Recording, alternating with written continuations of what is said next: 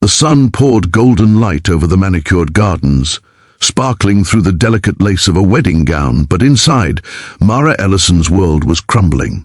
She sat on the edge of a pristine white limousine, her hands trembling, mascara streaked across her cheeks. Heart racing like a trapped bird, her life had been planned in meticulous detail, a billionaire heiress, marrying a man who promised security, status, and control, yet, in that glittering moment, Mara realized she had nothing she wanted.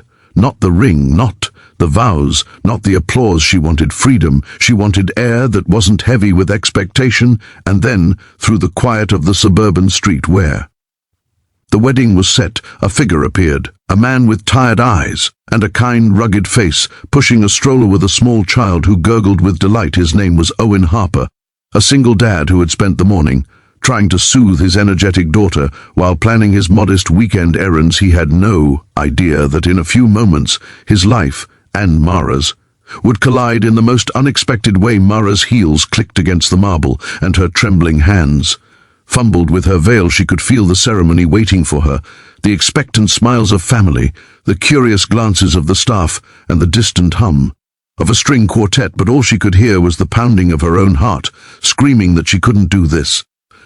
She opened the limousine door and the cool air washed over her, bringing clarity and a desperate resolve. That's when Owen noticed her, hunched over, quiet sobs shaking her delicate frame. Something in her vulnerability called to him, not pity, but a shared understanding of struggle. Without a word, Owen approached, kneeling to meet her eyes. "Are you okay?" he asked gently. Mara shook her head, the words catching in her throat. I can't do this," she whispered, voice breaking. Owen's heart ached at the honesty, the raw emotion that was so rare in a world full of pretense. She wasn't asking for help, but he could see that she needed someone to be brave for her, at least for a few minutes. And just like that, with nothing but quiet understanding, he offered her an escape. "Then don't," he said simply. "Come with me. No questions, no judgment."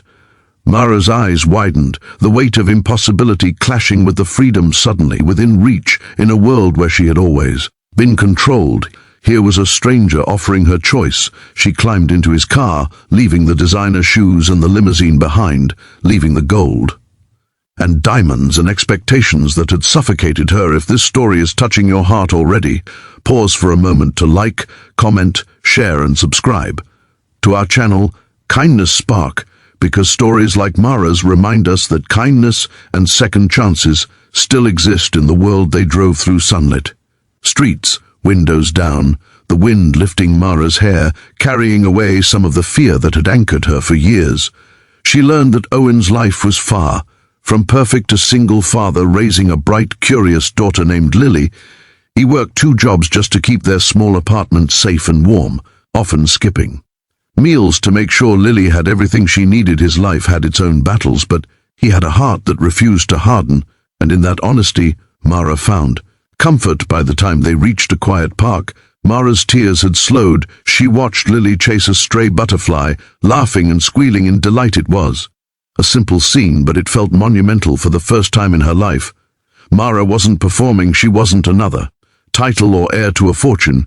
She was just Mara, a woman breathing, laughing, crying and living. Owen, noticing the transformation, offered her a sandwich from the small cooler he had packed. "Hunger fixes a lot of things," he joked lightly, but there was warmth in the humor, and Mara laughed genuinely. For the first time that morning, Mara shared fragments of her story as they walked through the park, her words tumbling out like a dam breaking. She had spent her life in boardrooms, social events, and extravagant parties, but every luxury came with chains. Her fiancé, charming and persuasive in public, had been controlling and dismissive behind closed doors. She had built walls of perfection and compliance to survive, but inside, she was lonely and aching. Owen listened without interruption, his eyes soft and steady, grounding her. For the first time, someone had heard her, truly heard her, without agenda or expectation. Owen shared his story too, about the struggles of being a single father, the nights spent worrying about bills, the moments when he felt he was failing his daughter. Mara was struck by the contrast. Here was a man living in simplicity,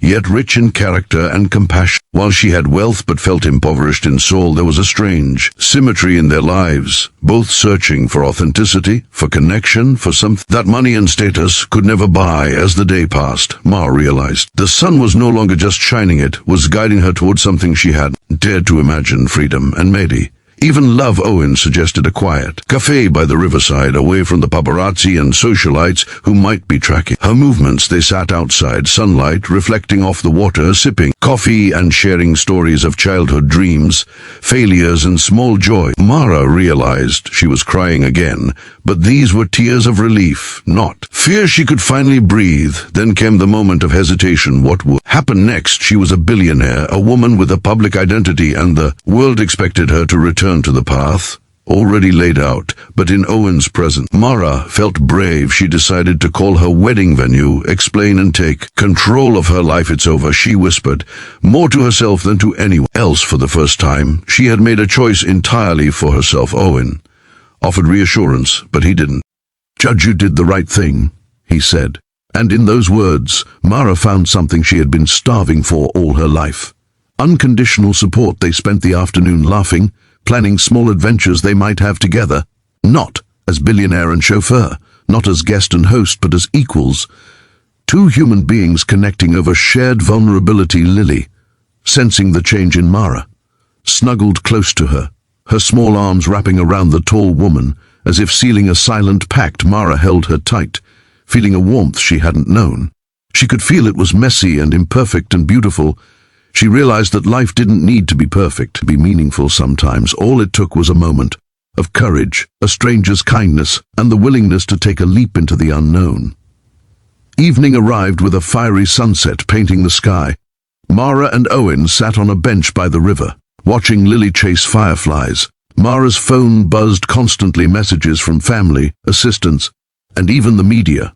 But for the first time she ignored them. Her world had changed, not with wealth or influence, but with freedom and human connection. And as she watched Owen and Lily together, she felt a sense of belonging she had never experienced in any mansion or gala. When the stars began to twinkle above,